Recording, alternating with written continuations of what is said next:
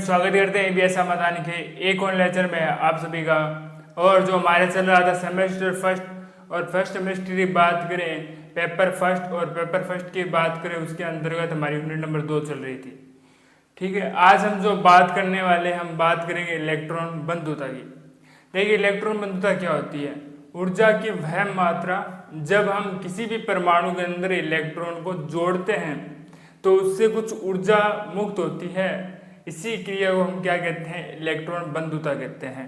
अगर जो बुक की लैंग्वेज की अगर बात करें तो वह क्या है? एक विलगित गैसीय परमाणु। वह एक विलगित गैसीय परमाणु जिसमें हम इलेक्ट्रॉन जोड़ते हैं और उससे क्या होती है? ऊर्जा मुक्त होती है। वही क्या कहलाता है? इलेक्ट्रॉन बंधुता कहलाता है। लिख लेते हैं इसको। वह विलगित गैस या परमाणु जिसमें इलेक्ट्रॉन जोड़ने पर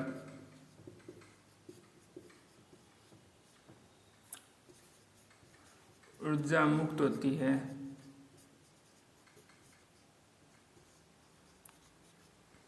उसे क्या कहते हैं? इलेक्ट्रॉन बंधुता।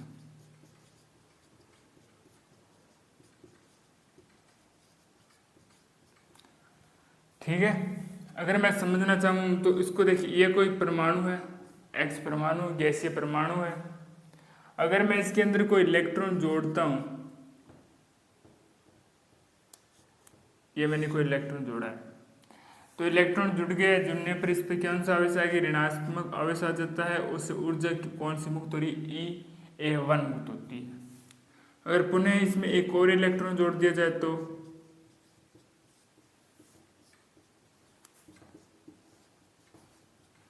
इस प्रकार से आप क्या कर सकते हो? इसमें हम लगातार इसमें इलेक्ट्रॉनों को जोड़ सकते हैं। ठीक है, इसको E1 व E2 के द्वारा हम दर्शाते हैं। अब बोरॉन है, इसको अब क्या कहते हैं कि विद्युत ऋणता को हम प्रदर्शित करने या निर्धारित करने के लिए वैज्ञानिक थे बोरॉन हेबर। कौन थे? Boron Haber.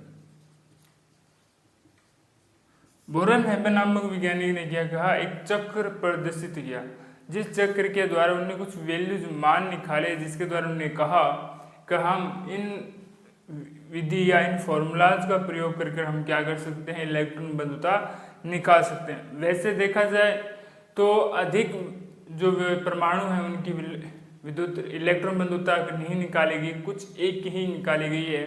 अच्छा क्वेश्चन बन सकता है बोरॉन हेबर का चक्र क्या होता है। और जो एमसीक्यू टाइप में है, आपको क्या पूछ सकता है? फॉर्मूलाज दे सकता है, वैल्यूज दे सकता है, 3 से 4 इनमें से पूछ सकते हैं। निम्न में से जो बोरॉन हेबर चक्र के अंतर्गत वैल्यूज कौन सी है या कौन सी नहीं है। या डायग्राम देख के भी आपको पूछ सकता है कि सही डायग्राम कौन सा है बोरॉन हेबर का। तो ये क्या करते हैं? इस प्रकार से इस टॉपिक से एमसीक्यू बनने के चांसेस रहते हैं। अब देखते हैं कि किस प्रकार से चक्र होता है। यह है हमारे पास कोई भी NaCl गैस है, तो ठीक है,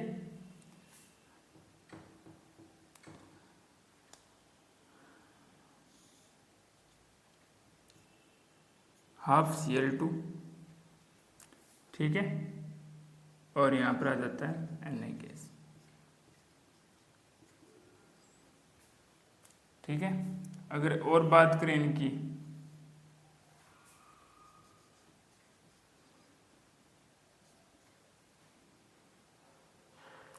फिर इसकी और आगे बात करें तो चलो पुनः क्या आ जाते हैं? इसमें आ जाते हैं। तो ये एक राउंड सर्कल के रूप में, ठीक है। अगर इसकी बात करें,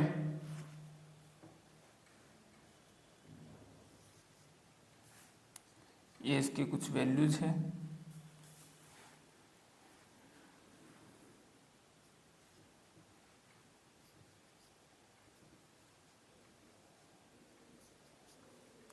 ठीक है, इनके बारे में हम बात कर लेते हैं। आपको ये तो पता होगा क्या है इलेक्ट्रॉन बंधुता।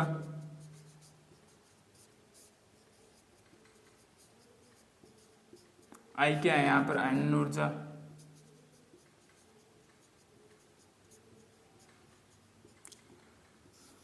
म्यू नॉट क्या है, चालक ऊर्जा। डी क्या है यहाँ पर, वियोजन ऊर्जा।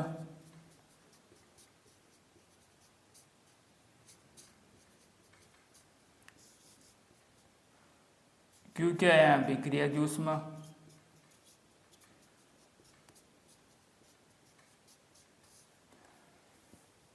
एस क्या है यहाँ पर, ऊर्ध्वपातन ऊर्जा।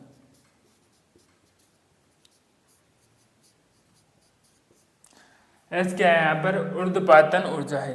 ठीक है, अब कैसे ये आता है देखते हैं। माइनस क्यू और बाकी वैल्यूज को विथ इसके सिंबल के साथ, ऋणात्मक चिन्ह तो ऋणात्मक सिंबल, या पॉजिटिव चार्ज तो पॉजिटिव चार्ज के रूप में इसको लिखते हैं।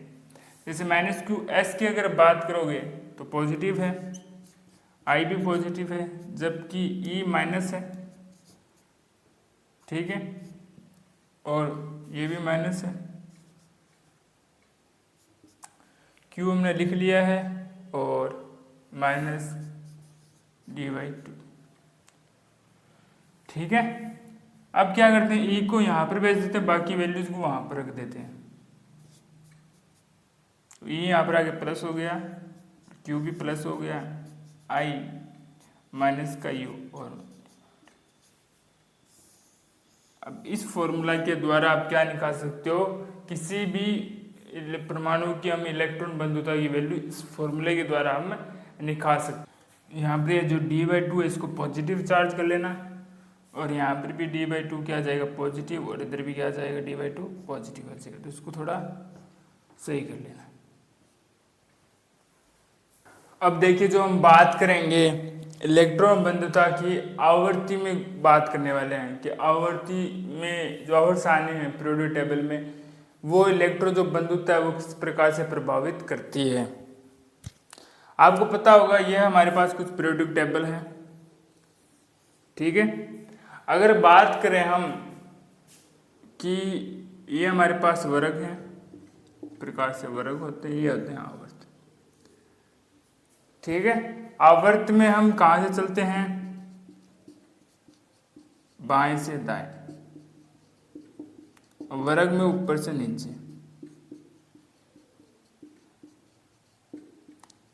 ऊपर से नीचे चलते हैं, आवर्त में तो बाएं से दाएं और वर्ग में ऊपर से नीचे चलते हैं। तो ये बात आप ध्यान में रखना। ठीक है, अब बात करते हैं हम इलेक्ट्रॉन बंधुता की।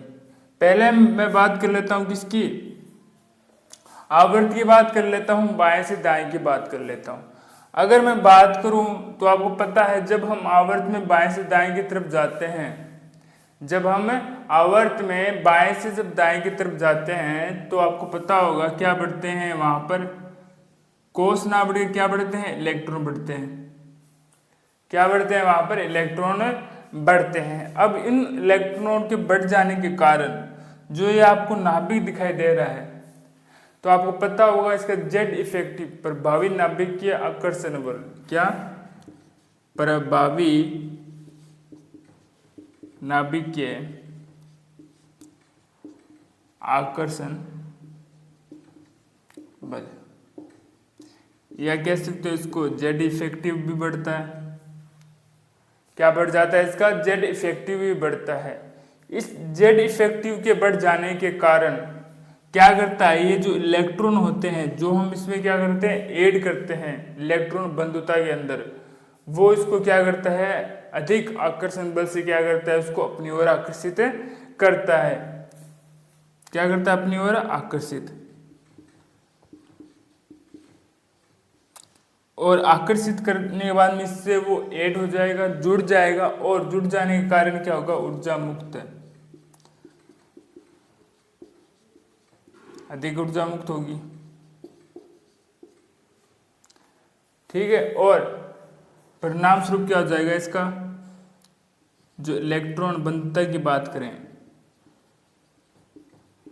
अभी क्या होगी, बढ़ जाएगी। ठीक है, जब हम आवर्त में बाएं से जब दाएं जब जाते हैं तब क्या होता है कि प्रभावी नाभिकता है कि इलेक्ट्रॉन बंधुता इनकी बढ़ जाती है। परंतु अब बात करें कुछ इसके अपवाद भी है। क्या इसके अपवाद, अपवाद की बात करें तो बेरिलियम, मैग्नीशियम, नाइट्रोजन, फॉस्फोरस और उत्कृष्ट गैसें।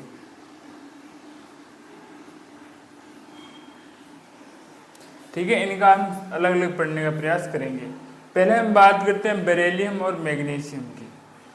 जब हम बेरिलियम और मैग्नीशियम की बात करें तो इनमें जो इलेक्ट्रॉन है वो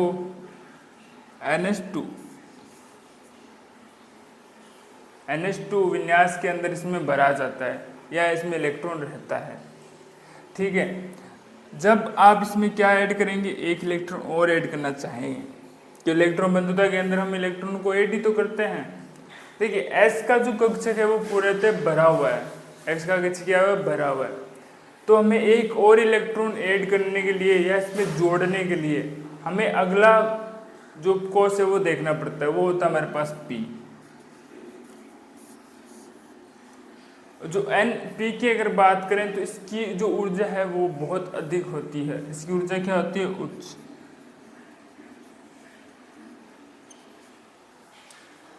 जब आप इसमें इलेक्ट्रॉन ऐड करेंगे तो इसकी ऊर्जा लिए इसकी आवश्यकता ऊर्जा की ज़्यादा होती है, और जब इसमें इलेक्ट्रॉन आप ऐड करते हैं इसमें ऊर्जा मुक्त ना होकर क्या होती है, अवशोषित। क्या होती है, अवशोषित होती है। ठीक है, इस अपवाद का आपको कारण पता चल गया। अब हम अगला पढ़ते हैं नाइट्रोजन और फॉस्फोरस। दोनों की अगर बात करें, दोनों क्या होते हैं, NP3 विन्यास में होते हैं, अर्थात जो P कक्षक है वो अर्धभरित रहता है। मैंने कहा था आपको से यूनिट नंबर 1 में भी कहा था और इसमें भी कह रहे हैं कि जो अर्धभरित अवस्था होती है या पूर्ण भरित अवस्थाएं होती है वो क्या होती है, सबसे अधिक स्थायी होती है। क्या होती है, स्थायी। सबसे अधिक क्या होती है, स्थायी होती है। जब आप इसमें एक और इलेक्ट्रॉन को ऐड करते हो, क्या ऐड करते हैं हम, एक इलेक्ट्रॉन और ऐड करेंगे तो यहाँ से 3 से 4 हो जाएंगे, और जहाँ ये अर्ध विन्यास के अंदर स्थायी थे वहाँ एक इलेक्ट्रॉन और ऐड करने के कारण क्या हो जाते हैं, अस्थायी हो जाते हैं। क्या हो जाते हैं, अस्थायी। जिसके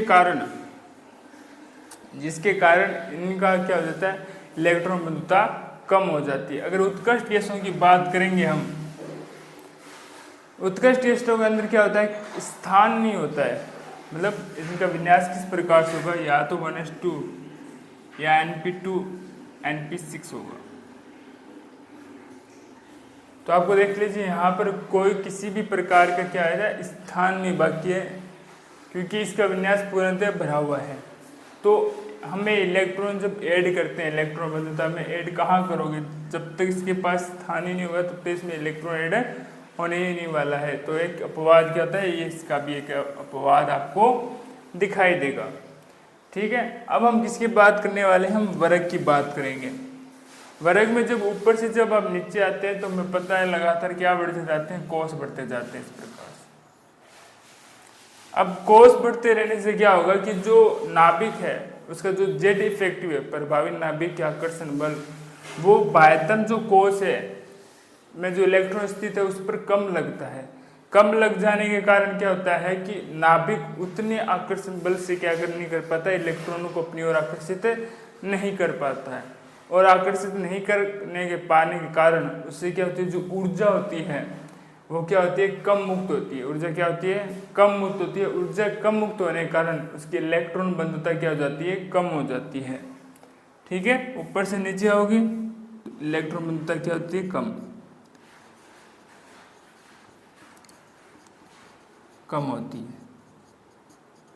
कारण क्या हो जाता है, इसका कोष का बढ़ना। कारण क्या हो जाता है, इसके अंदर कोष का बढ़ना हो जाता है। ठीक है, अब हम बात करते हैं फ्लोरीन की।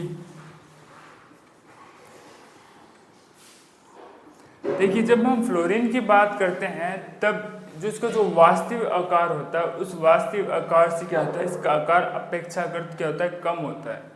क्या होता है, आकार अपेक्षाकृत कम होता है।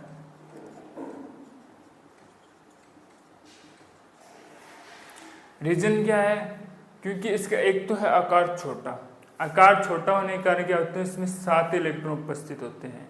इसमें आकर्षण बल के साथ साथ प्रतिकर्षण बल भी लग जाता है उन 7 इलेक्ट्रॉनों के कारण, जिसके कारण क्या होता है कि जिसके कारण इसकी जो ऊर्जा है वो कम मुक्त होती है और इसका इलेक्ट्रॉन बंधुता की वैल्यू भी क्या हो जाती है, कम हो जाती है। पहला तो इसका आकार क्या है, छोटा आकार है। इसमें आपको क्या दिखने मिलते हैं, 7 इलेक्ट्रॉन देखने को मिल जाते हैं और इसका इलेक्ट्रॉन बंधुता का मान भी आता है, कम होता है। ठीक है, अब हम पढ़ेंगे इलेक्ट्रॉन बंधुता को प्रभावित करने वाले कारक। क्या पढ़ेंगे, प्रभावित करने वाले कारक। एक तो हम पढ़ते हैं परमाणु का आकार,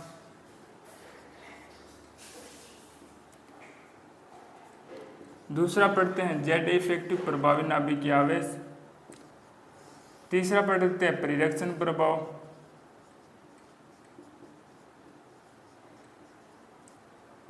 चौथा इसके अंदर हम क्या पढ़ते हैं, परिरक्षण प्रभाव, और चौथा पढ़ते हैं इसका स्थायी विन्यास।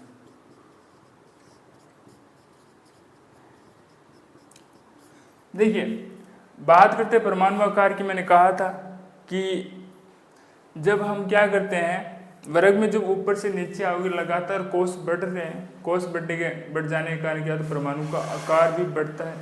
और आकार बढ़ने के मैंने कहा था कि जो इसमें जो नाभिकीय आवेश बल है, प्रभावी नाभिकीय आवेश, वो क्या होता है, कम लगता है, जिसके कारण से क्या होता है कि परमाणु आकार जैसे जैसे बढ़ेगा वैसे तो इलेक्ट्रॉन बंधुता क्या होगी, कम होती जाती है। और आकार जैसे कम होता है, सिकुड़ता है जेड इफेक्टिव के कारण, वहाँ पर क्या हो जाती है, जो इलेक्ट्रॉन बंधुता होती है उसका मान क्या हो जाता है, कम प्राप्त, ज़्यादा प्राप्त हो जाता है।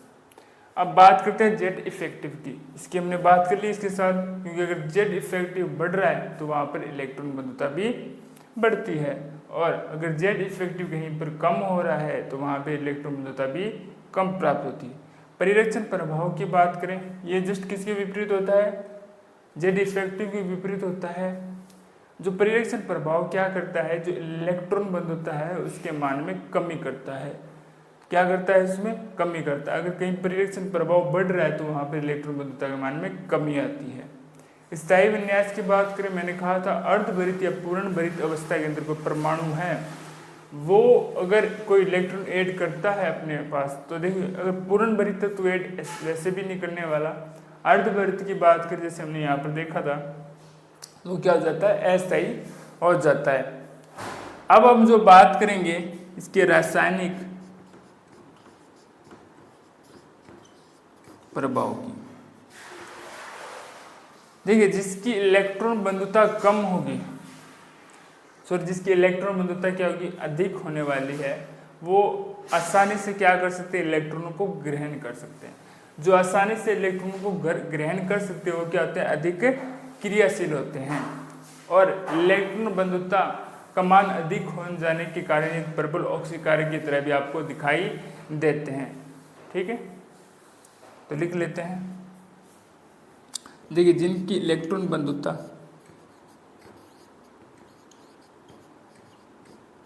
किसी की अधिक है, वो क्या करते हैं, आसानी से इलेक्ट्रॉन ग्रहण, और ग्रहण करके क्या बनाते हैं, प्रबल ऑक्सीकारक, ऑक्सीकारक।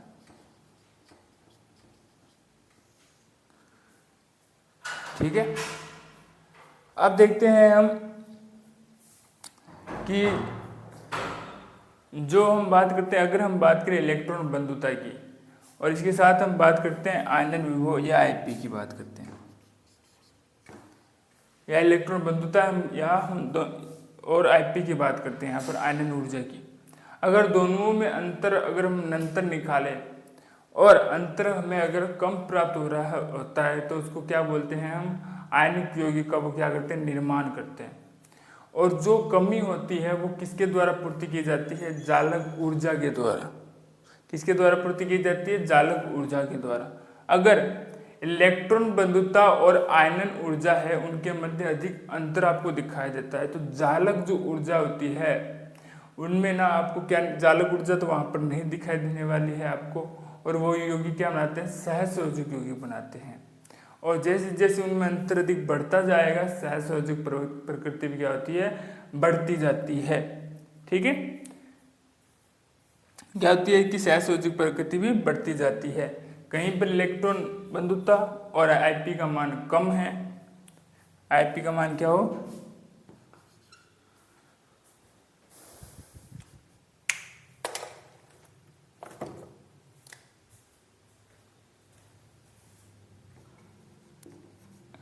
इलेक्ट्रॉन बंधुता Ip का मान कम हो तो वो क्या होंगे, आयनिक, और अगर ज्यादा हो तो देंगे सहसंयोजक, सहसंयोजक। ठीक है, और इसमें एक अंतिम टॉपिक है हमारे पास जो हम बात करने वाले रासायनिक प्रभाव की, कि अगर हम बात करते हैं इनमें कि इनमें इलेक्ट्रॉन बंधुता की बात करें तो आपको पता है वो क्या करते हैं, एक इलेक्ट्रॉन ग्रहण कर कर आसानी क्या बना लेते हैं, आयन, वो क्या होते हैं, ऋणायन बना लेते हैं। एक इलेक्ट्रॉन ग्रहण करेंगे और क्या बनाते हैं, ऋणायन बना लेते हैं, जिसके कारण वो सल्फर हो गया है, जो हेलोजन होता है उसके साथ क्रिया करते हैं, क्रम से हैलाइड व सल्फाइड का क्या करते हैं, निर्माण करते हैं। क्या करते हैं, निर्माण करते हैं। एक बार इनको पुनः देख लेते हैं। हमने कहाँ से स्टार्ट किया था, हमने कहा था आवर्ती में जो इलेक्ट्रॉन बंधुता है हम देखते हैं आवर्त सारणी में किस प्रकार से प्रभावित करते हैं। आवर्त की अगर बात करें वो कहाँ से जाती है, बाएं से हम दाएं जाते हैं, तब क्या होता है कि आपको पता हो जेड इफेक्टिव बढ़ता है, जेड इफेक्टिव आकार कम होता है, तो वहाँ पर इलेक्ट्रॉन बंधुता की वैल्यू भी बढ़ती है और ऊर्जा मुक्त कम ज़्यादा होती है। अपवाद थे इनके बेरिलियम, मैग्नीशियम, नाइट्रोजन, फॉस्फोरस, उत्कृष्ट गैसें। जहाँ बेरिलियम और मैग्नीशियम अपवाद इस कारण से थे क्योंकि यहाँ पर NH2 कक्षक में इलेक्ट्रॉन भरे हुए थे, अगर वो P में जाते तो ऊर्जा अधिक चाहिए होती है उनके लिए, और वो क्या होती है, ऊर्जा का अवशोषण वहाँ पर आपको दिखाई देता है। अगर बात करते हैं नाइट्रोजन और फॉस्फोरस की बात करते हैं तो वहाँ पर वो अर्धभरित विन्यास के अंदर है, अगर वहाँ पर आपको एक इलेक्ट्रॉन और ऐड कर देते हो तो उनका विन्यास अस्थायी हो जाता है और इलेक्ट्रॉन बंधुता के मान में भी कमी आती है। उत्कृष्ट गैस से अपने विन्यास में पूरित होती है NH2NP6 के रूप में, तो वहाँ पर आप इलेक्ट्रॉन को ऐड कर ही नहीं सकते हैं। और बात करते हैं, ठीक है, इनकी तो बात हो चुकी है, अब बात करते हैं इनको प्रभावित करने वाले कारक। कारकों की अगर बात करोगे आप प्रभावित करने वाले, तो परमाणु आकार और जेड इफेक्टिव को एक साथ देखें तो जहाँ पर आकार बढ़ता जाता है वहाँ जेड इफेक्टिव कम होता जाता है, और जहाँ जेड इफेक्टिव कम होता जाता है वहाँ पर इलेक्ट्रॉन बंधुता के मान में भी कमी आती है। जहाँ आकार कम हुआ वहाँ जेड इफेक्टिव बढ़ा, और जेड इफेक्टिव बढ़ने के कारण वहाँ पर क्या हो जाता है, इलेक्ट्रॉन बंधुता है उसके मान में बढ़ोतरी हो जाती है। ठीक है, जेड इफेक्टिव अगर बढ़ा कहीं पर तो वहाँ पे इलेक्ट्रॉन बंधुता के मान में भी बढ़ोतरी हो जाती है। जेड इफेक्टिव अगर कहीं कम हो रहा है तो वहाँ परिरक्षण प्रभाव बढ़ेगा, और परिरक्षण प्रभाव कहीं पर बढ़ रहा है तो वहाँ इलेक्ट्रॉन बंधुता कम होगी। इसके विपरीत अगर बात करें कहीं जेड इफेक्टिव की बात करें, अगर कहीं पर परिरक्षण प्रभाव क्या हो रहा है, कम हो रहा है, और जेड इफेक्टिव बढ़ रहा है तो वहाँ पर इलेक्ट्रॉन बंधुता के मान में भी वृद्धि होती है। स्थायी और अस्थायी विन्यास को मैंने कहा था, अर्धभरित अवस्था के अंदर आपको इलेक्ट्रॉन ऐड करते हैं तो वो अस्थायी हो जाते हैं, पूर्ण भरित अवस्था के अंदर कोई भी इलेक्ट्रॉन अपने अंदर ऐड वो करने नहीं देते हैं। रासायनिक प्रभाव की बात कर लेते हैं तो पता है इलेक्ट्रॉन बंधुता के अंदर क्या, तो एक इलेक्ट्रॉन क्या होते हैं ग्रहण करने के कारण जिनकी इलेक्ट्रॉन बंधुता अधिक होती है वो इलेक्ट्रॉन आसानी से ग्रहण करते हैं और अधिक क्रियाशील होते हैं। इलेक्ट्रॉन ग्रहण प्रवृत्ति के कारण ही वो प्रबल ऑक्सीकारक के रूप में आपको दिखाई देते हैं। तीसरा पॉइंट था हमारे पास इलेक्ट्रॉन बंधुता और Ip को अगर हम अंतर निकाले और वो अंतर में कम प्राप्त हो तो उसकी पूर्ति जालक ऊर्जा करती है और यौगिक आयनिक हो जाते हैं। अगर वो अंतर बहुत अधिक आपको वहाँ पर दिखाई दे रहा है तो वहाँ पर जालक ऊर्जा नहीं होगी और यौगिक हो जाएंगे सहसंयोजक। जैसे जैसे अंतर अधिक बढ़ता जाता है सहसंयोजक प्रकृति बढ़ती जाती है। अंतिम हमारे पास इस पॉइंट था कि हम बात करते हैं इलेक्ट्रॉन बंधुता में अंदर क्या होता है, इलेक्ट्रॉन ग्रहण करके वो ऋणायन बना लेते हैं, और ऋणायन बनाने के कारण वो क्या करते हैं, लगभग सभी परमाणु हैलोजन व सल्फर की बात करें और इसके अलावा भी रिएक्शन करके क्या बनते हैं, हैलाइड व सल्फाइड बनाते हैं। आशा करते हैं जो आज का लेक्चर है आपको अच्छे से समझ में आया होगा। फिर भी मन के अंदर कोई डाउट्स रहता है तो उसको कमेंट्स बॉक्स में लिख दीजिएगा। आने वाली क्लास के अंदर उसका जरूर सोल्यूशन दिया जाएगा। और लगातार रिवीजन करते रहिए और पढ़ते रहिए। मिलते हैं आपको एक और लेक्चर में, तब तक के लिए धन्यवाद।